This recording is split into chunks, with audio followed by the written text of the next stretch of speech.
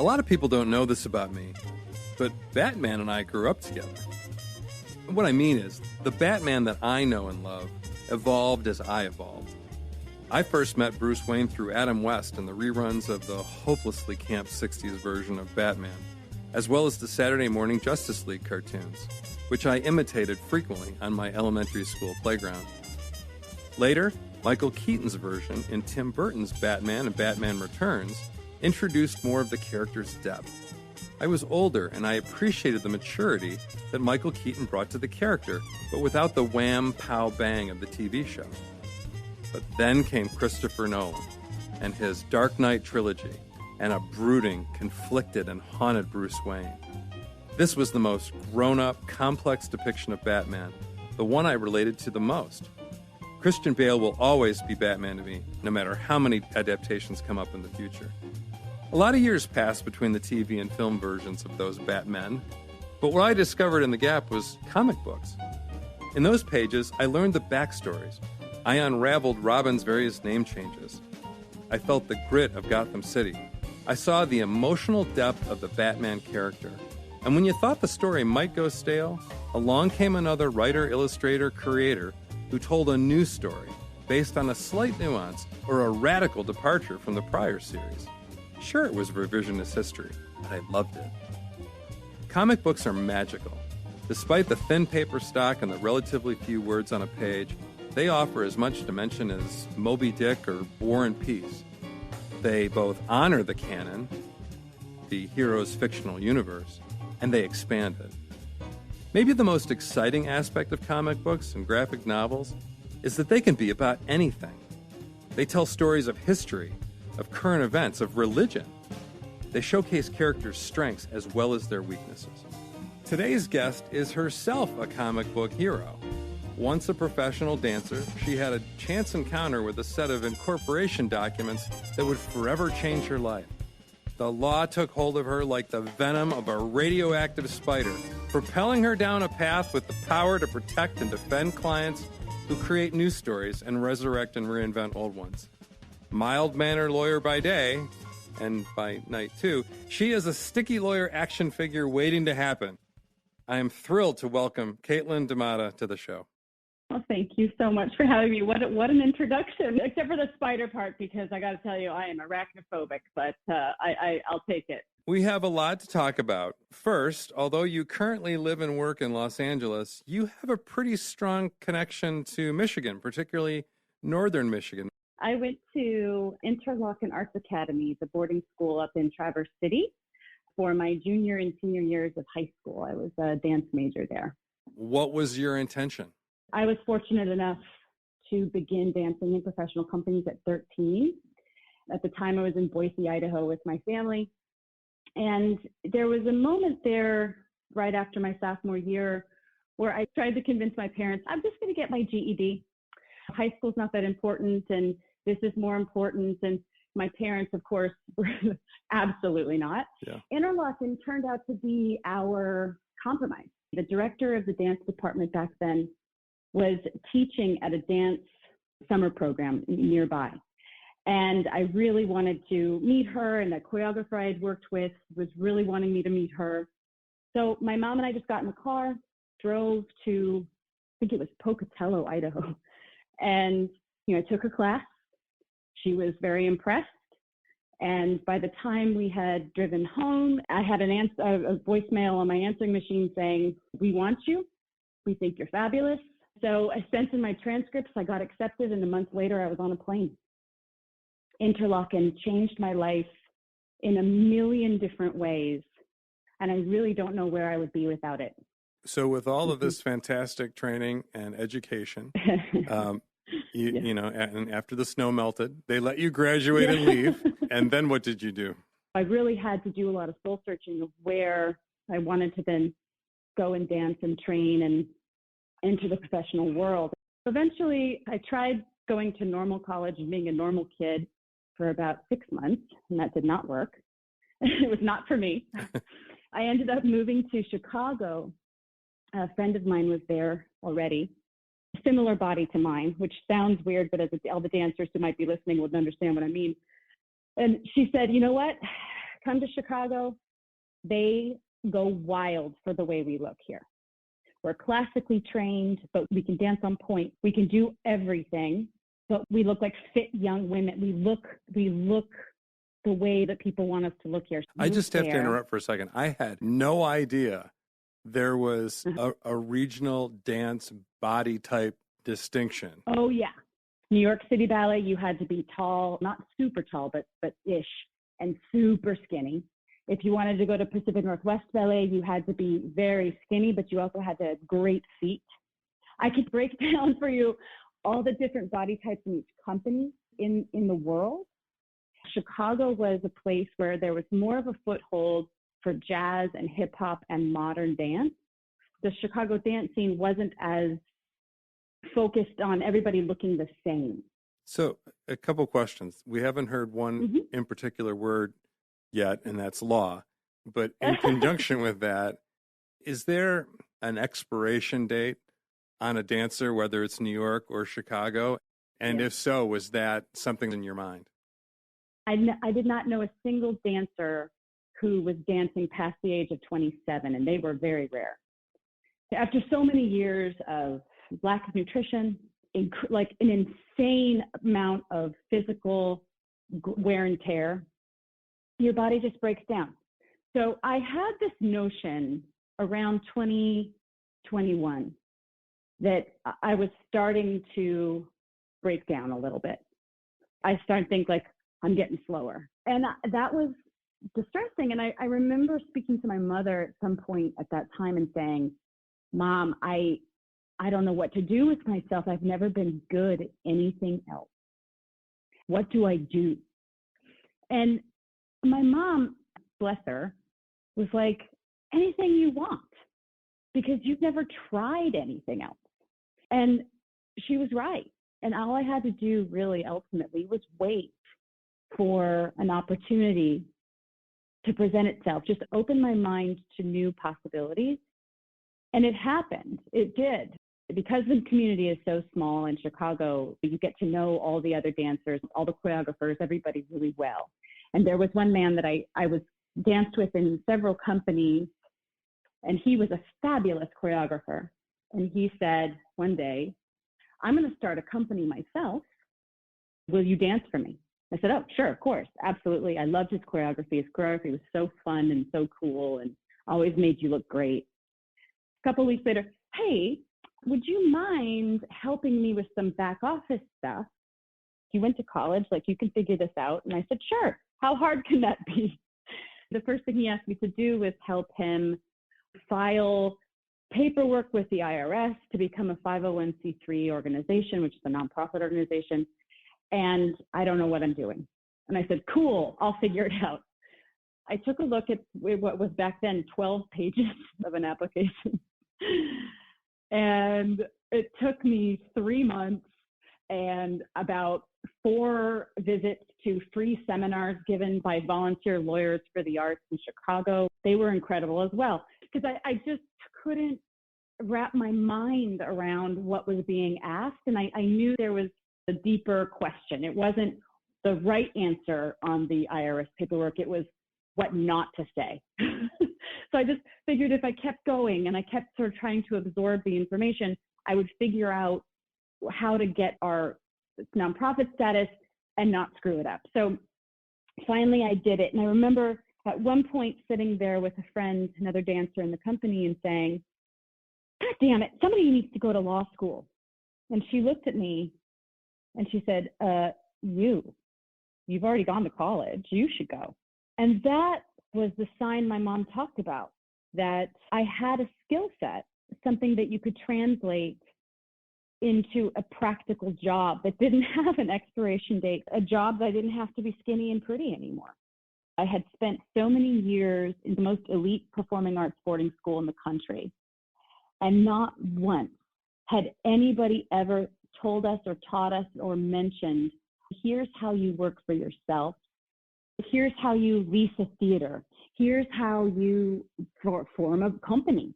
Here's how you develop a contract for your dancers so that they have obligations and commitments to each other. Here's how to write that. No one, nothing, not a peep. nothing. So I really thought, oh my God, I speak artist. I know what artists need. I know things that an average lawyer wouldn't even think to ask. Maybe I should learn how to do that and then help people who create for a living protect themselves.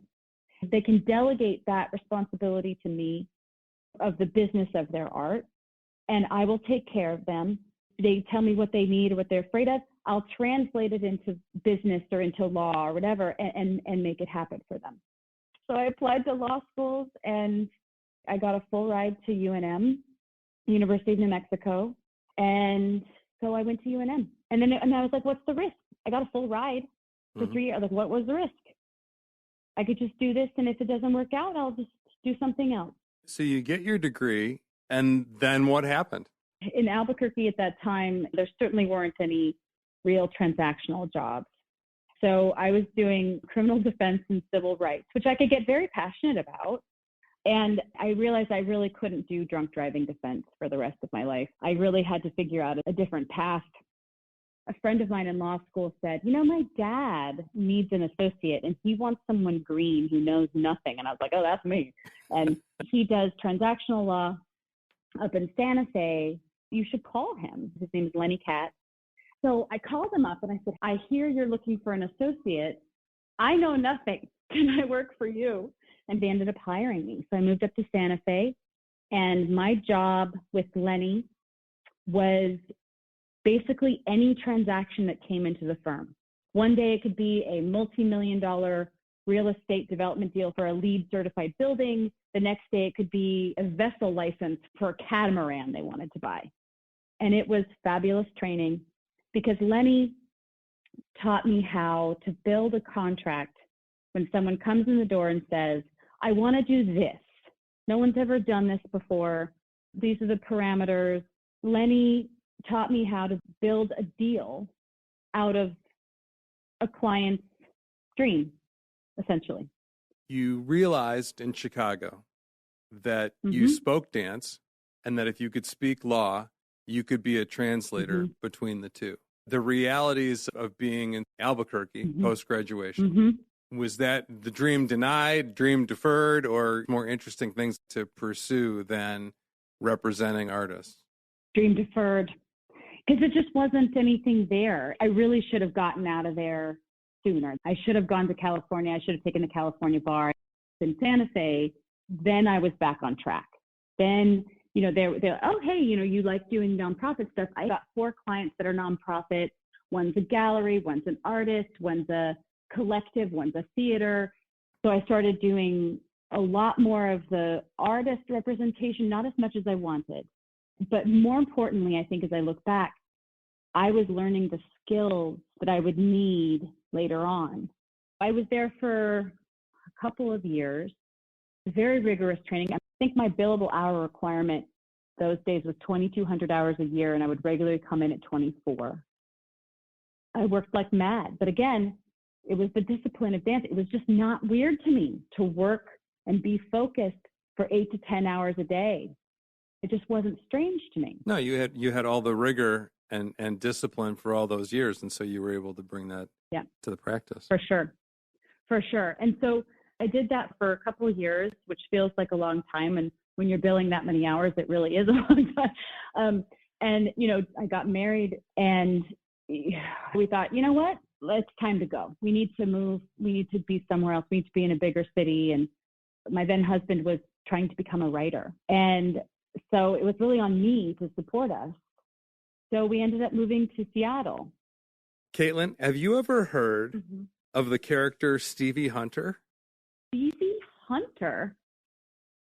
No. Well, then let me tell Stevie you. Hunter? Let me tell you. Yes. Stevie Hunter was a professional dancer, but an injury to her knee ruined her career and forced her to discontinue her dancing full time. As an alternative, she began teaching dance classes and quickly became a best friend to the new mutant named Kitty Pryde and her surrogate mom, Storm, one of the original X-Men. She even advised Professor Charles Xavier. Now, Stevie doesn't have any mutant powers, But she teaches and guides Kitty and others, and despite her best efforts to avoid disputes, she joins them in fights with demons and supervillains.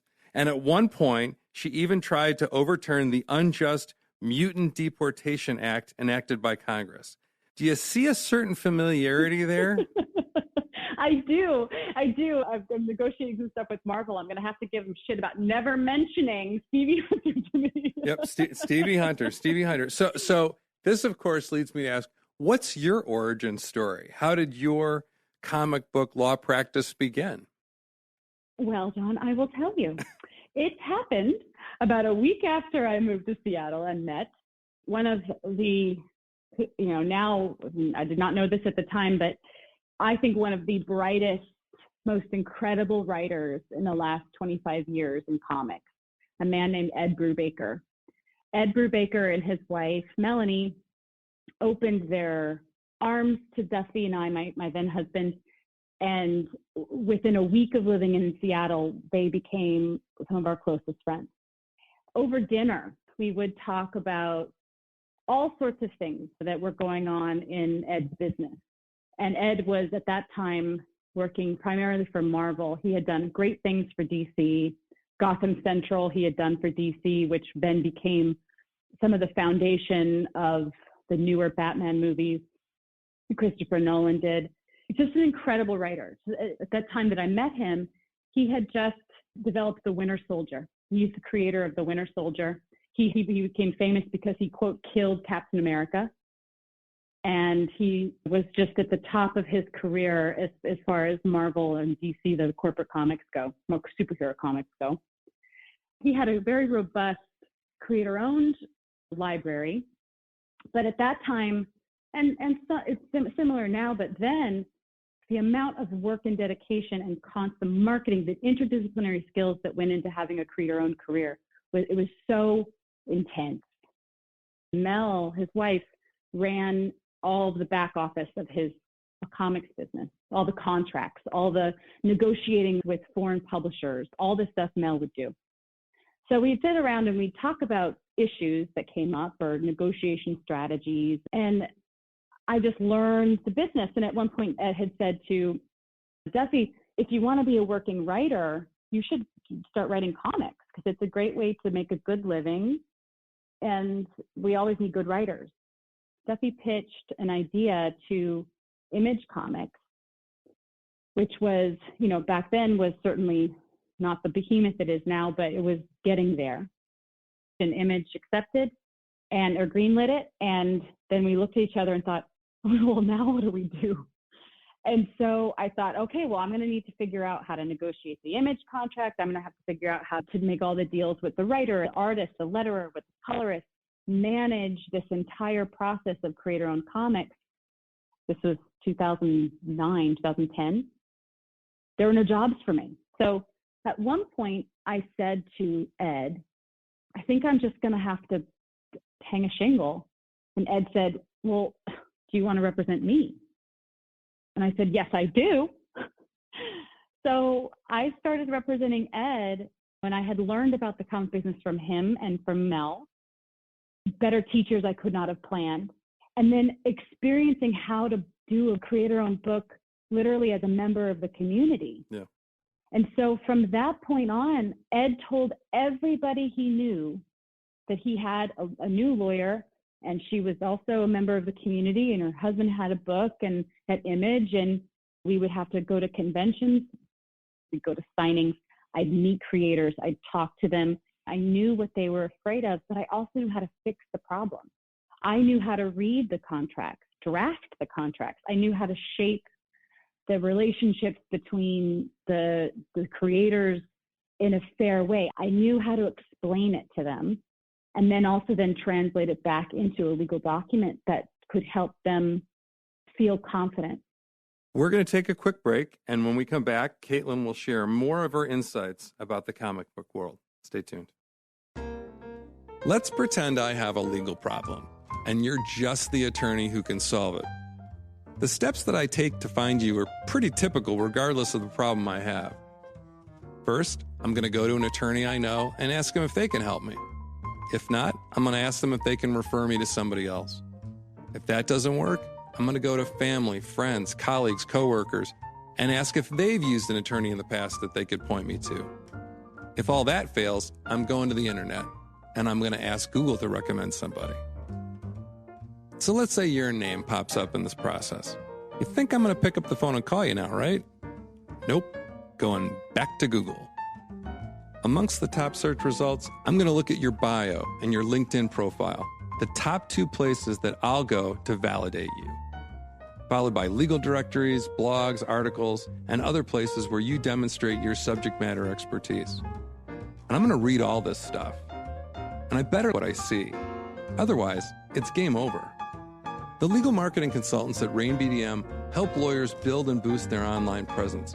We understand the journey your next best client takes to find you.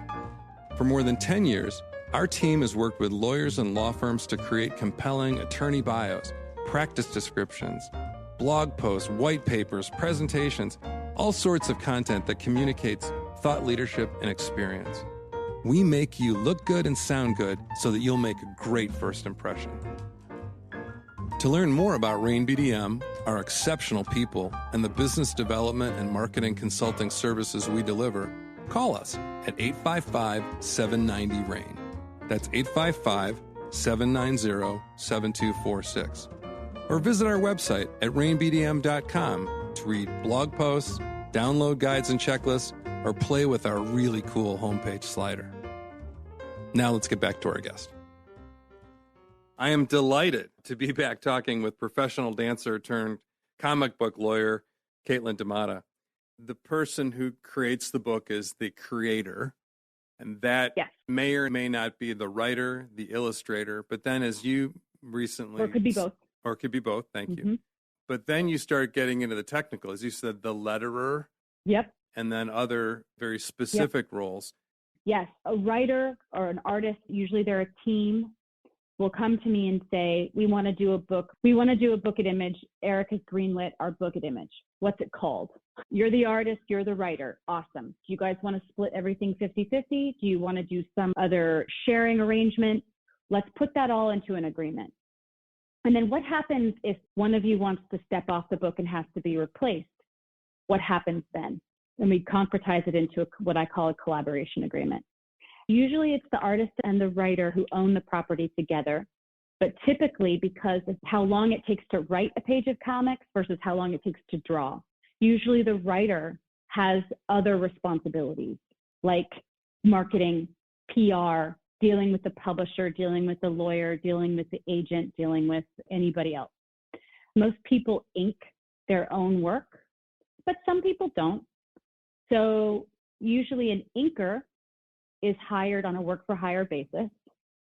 And so you have to do a contract with the inker. They get a page rate. Maybe they get a profit incentive. On top of that, you have a certificate of authorship that you need them to sign that says that the writer and artist own everything with all the results and proceeds of whatever they did. And then the pages are colored by a human being. I would say they're more like a cinematographer in the film and TV and film industry, where they set the mood. A great colorist is somebody that just enhances the book and the art in an incredible way. You only really notice bad coloring. So a great colorist is just the secret sauce. You do a work for hire deal with them, then they may get a profit incentive. The great ones get a little piece of the upside. My philosophy is be generous in success, right? If there is success to be had, spread it around. Then there's the letterer. It used to be somebody would literally get the physical pages and make a layer of the balloons and then hand letter all of the dialogue, all of the sound effects, everything on top of the physical pages of the art. Now it's done on computer, but you do still have people in the industry who will hand letter stuff and, oh my God, it's beautiful. A great example of an incredible hand lettering is Casanova by Matt Fraction. Dustin Harbin would do the most incredible letters, incredible, all by hand, but letterers themselves are work for hire. And then you may even have an editor, a freelance editor, who is work for hire, who will kind of help be sort of the air traffic control person, keep everybody on task, keep everybody moving along. And then at the end of the day, everything is flattened and then uploaded to the image server and then sent to the printer. That's it. I look at some of these pages and I think it's such an incredible craft. And the end product is so impressive, more impressive when you know how much goes into it.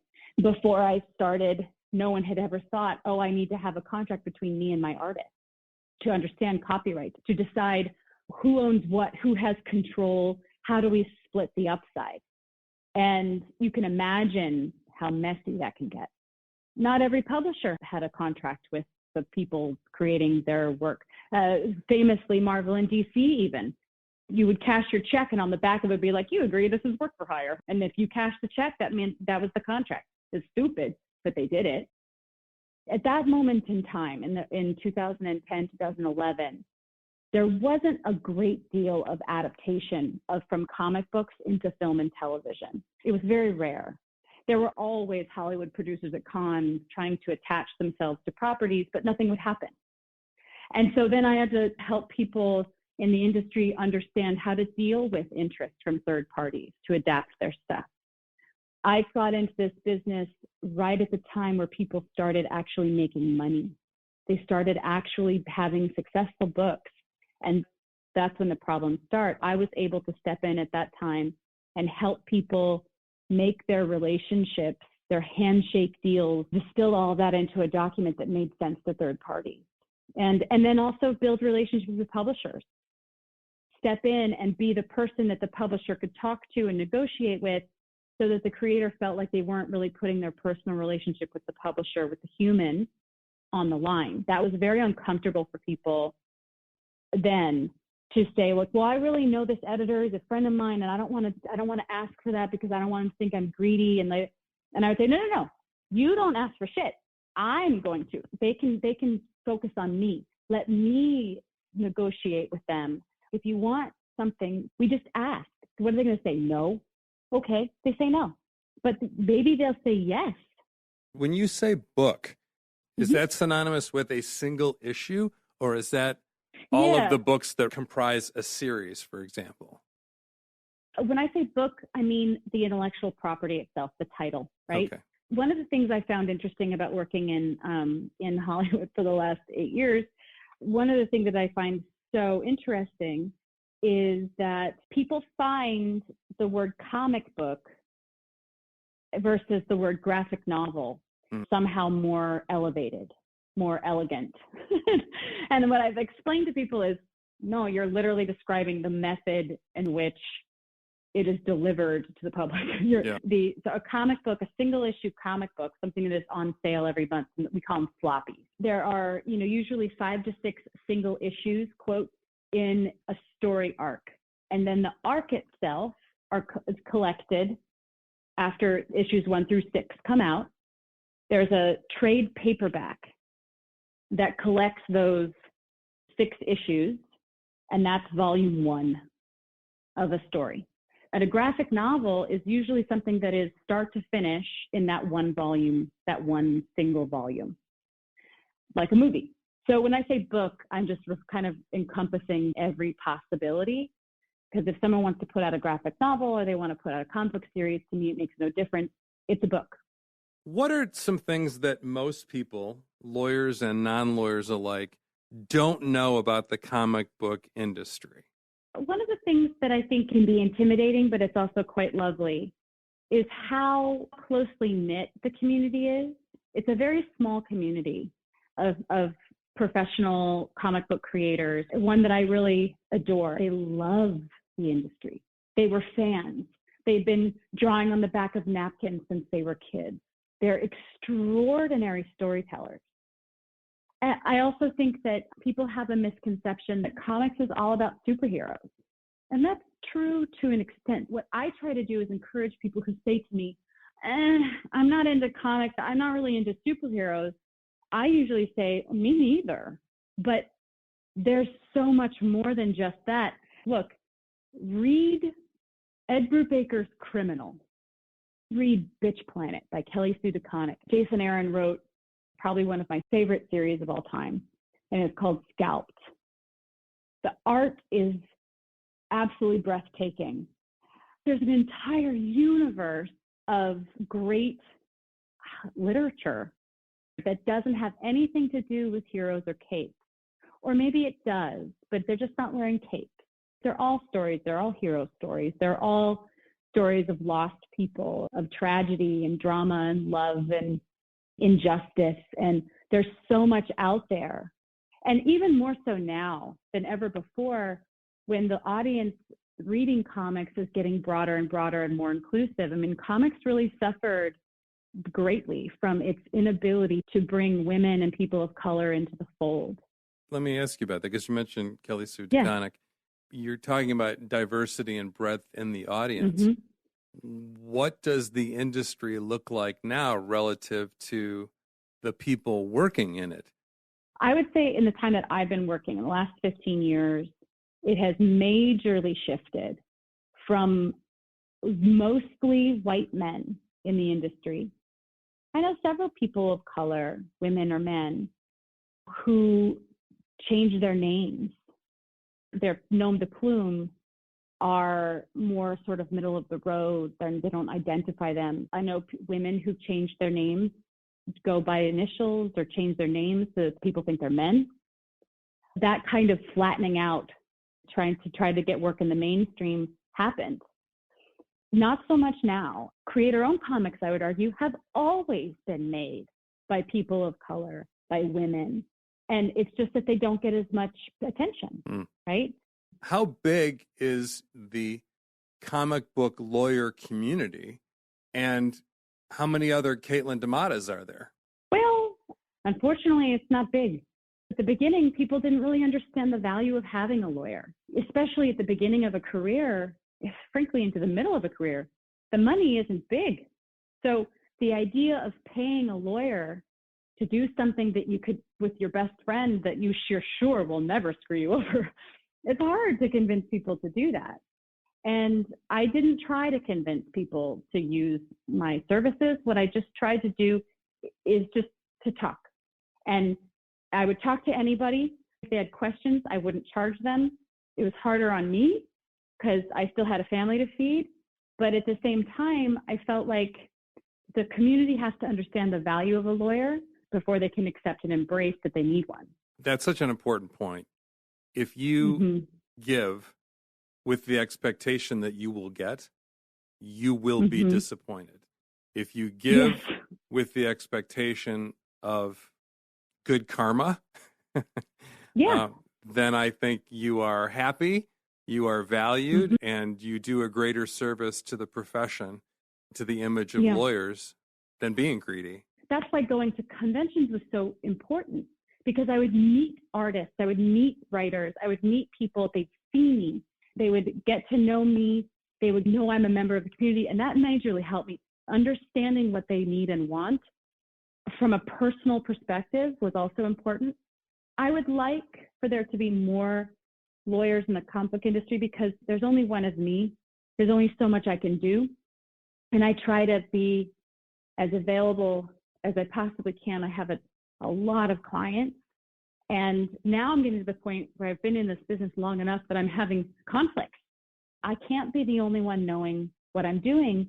It's important to me to know that people are protected regardless, because this industry has been preyed on pretty badly by publishers, by film and TV studios and networks, in understanding how this business works and how these deals are put together and what the people need and want is important to me. I don't care. I'll give it away for free. I really, truly feel that way because there's room for everyone. There's plenty of business to go around, and it's an important enough industry of storytelling, and it has so much value that it's really important to protect them. With the advent of the creator as celebrity, how has that changed your practice in your representation of those folks? What are you doing now to help them manage that celebrity, or sometimes mitigate that celebrity that you weren't doing before? This question is a great one because it also relates to your digital footprint and sort of the way that you conduct yourself online. On the one hand, I would say comic book creators have historically because of conventions.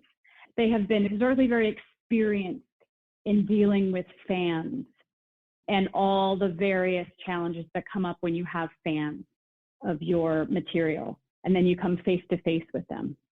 You're in a convention, you're sitting at a table, you're sort of a sitting duck. People can come up and tell you how much they hate you, tell you how much they love you, tell you how much they absolutely hate the fact that you did such and such with this character in issue 376. And I'm telling you, the detail that the fans will hold creators to is intense. I've seen it a million times. You have social media where people are anonymous and say all sorts of things to you. I mean, I even experienced this a little bit myself when I had a public Twitter account where I talk about something in the industry and some random person would send me a death threat. Well, a lot of creators have gotten very comfortable with their public persona and dealing with fans. Other creators, maybe their special sauce is that they're not tolerant of fans, and they will clap back and they won't tolerate stuff and they will be really aggressive back. Maybe that's something that's good. In the creator-owned business, you are your own marketing executive. You are in charge of absolutely everything. There's a lot of pressure to make sure that, the way that you deal with fans is respectful because it's your stuff that you're trying to sell. So that's one thing. When you start working for Marvel and DC and you become popular through your work with them, you have to deal with fans that have been there longer than you have. They might have their own preferences and their own whatever, their own ideas, or they like the other writer better. And you have to learn how to deal with that. One of the things that I have to do sometimes is step in when things go awry on social media and maybe a creator is getting attacked by a fan or whatever, and it's about a DC or Marvel character. I might get a call from DC or Marvel that says, okay, so-and-so like yelling at a fan. We can't have that happen. Now I think it's starting to cool down a little bit, but there was a point a few years ago, where everyone had access to creators all the time. And that can be a lot of pressure for creators to withstand. The hardest part, I think, is when creators are put out there to field all of this fan interaction by Marvel and DC, and then Marvel and DC don't back them up. In my introduction, I used the term canon. People might associate that with the Marvel universe, all of its various characters, timelines, etc. As you've explained, those are aggressively protected.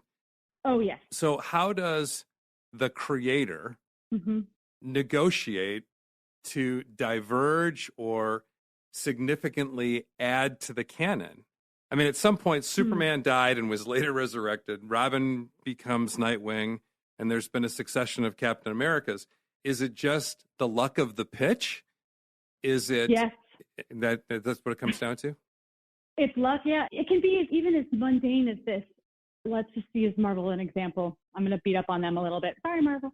But Marvel will say, we have no idea what to do with this character. We think we should do something. We have no idea.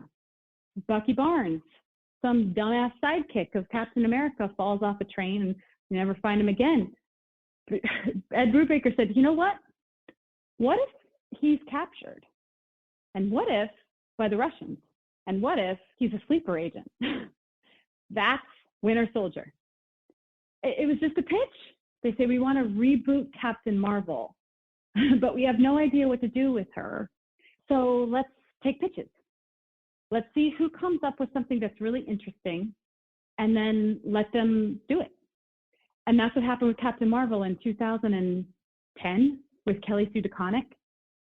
She was totally selected blind, completely blind. They had no idea she was who she was, but she pitched Captain Marvel as an actual captain. She wanted to take her out of a leotard and put her in a flight suit. She outranks Captain America. She's a real captain. I'll never forget Captain Marvel. I'll never forget that because I was right there with her when we did her deal for Captain Marvel. And then 10 years later, I'm driving down Wilshire Boulevard and I see billboards. It's really incredible. It's an incredible thing that I've been able to witness in my career, to see something like that happen. Sure. Let's close with some rapid fire questions. You ready? Yes. Okay. Favorite comic book? Favorite? Oof. You're going to get me in trouble, John. All right. Okay. Fair enough. I'll skip to the next one then. Narrow it down. Well, I'll maybe this will save you, maybe not. Favorite superhero? Favorite superhero? Probably has to be, it has to be Captain Marvel. Okay. Or no, yeah. I thought you might go with She-Hulk, being the lawyer there. I almost say She-Hulk because of the lawyer angle and because I'm absolutely certain that whoever came up with her at Marvel hated lawyers. But she does have my hair too, so maybe It is She-Hulk. I don't know. All right, good enough. Favorite villain? My favorite villain in comics, I think it's probably the chief from Scalped. Okay. He was so scary. Okay. Yeah. Superpower you'd like to have? The ability to speak and comprehend any language that's spoken to me. Caitlin, this has been more than a treat for me. I want to thank you for taking time to talk with me today. In my intro, I confessed my love of The Dark Knight. Yeah. So this has been kind of a fanboy opportunity for me. If people want to learn more about you, where can we point them? I'm at the law firm of Cowan, Debates, Abrams, and Shepard in Beverly Hills. And if, people want to reach out and have questions or want to connect, they can certainly email me and find me there. Again, Caitlin, it has been a pleasure learning about you and your practice and your superpowers. Thank you again. Thank you so much, John. This has been lots of fun, and I'm really honored to be here. And thanks to all of you, our growing community of Sticky Lawyers listeners, sticklers, for tuning in. If this is your first time listening to Sticky Lawyers, I hope you'll download other episodes wherever you get your podcasts. You can also visit stickylawyers.com, where you can view episode transcripts, see additional information about our guests, and recommend a standout attorney who might be a future guest. Producing Sticky Lawyers is a labor of love that everyone at Rain BDM is excited and proud to do. Help us spread that love by telling your friends, family, and colleagues about the podcast and giving us a rating or review on our website or on Apple Podcasts or on Google Podcasts or wherever you get your podcasts. It would mean a lot to us. Until next time, I'm John Reed, and you've been listening to Sticky Lawyers.